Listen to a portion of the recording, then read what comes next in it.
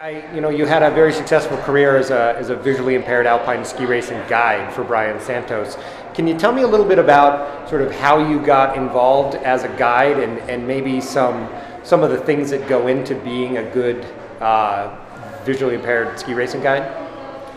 I was introduced to Brian in 1990, ended up meeting him in Bend, Oregon for U.S. Nationals, and started downhill training. And the first run we took together, he mistimed a roll and missed the pre-jump and almost landed on top of me. All of a sudden I hear this whap, and then there he is right alongside of me, and then the rest is history. Just going over, getting used to skiing together it's really a team endeavor, and getting used to one another and building that bond of trust where he would trust me 100% and what I would do in front of him, and it basically morphed into him just trying to run me over, because that's what you have to do in order to because we didn't have the walkie-talkies or any of that stuff. I looked over my shoulder and I could almost feel him back there, and he was close, because that was what worked for him, was just basically skiing me.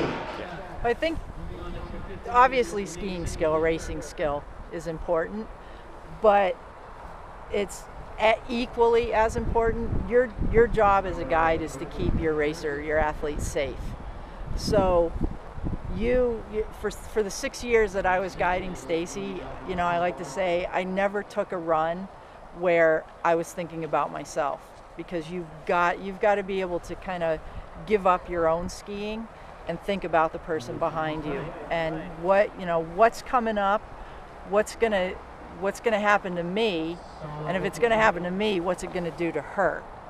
So you've got to have a really, really solid technical grip on your own skiing and be able to multitask enough to say, okay, this is what's going to happen to me, so I need to communicate that back.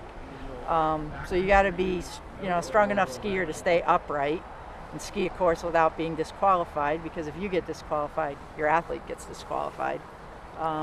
And the communication and the trust between the two of you is huge.